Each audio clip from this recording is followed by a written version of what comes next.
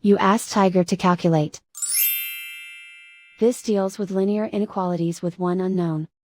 The final result is x smaller than -6. Let's solve it step by step. Group all constants on the right side of the inequality. Add 5 to both sides.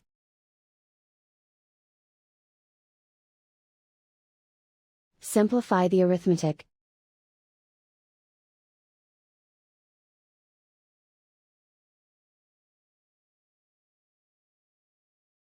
Isolate the x.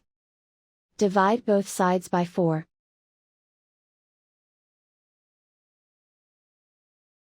Simplify the fraction.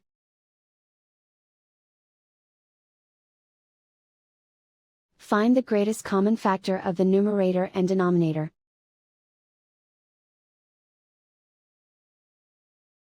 Factor out and cancel the greatest common factor.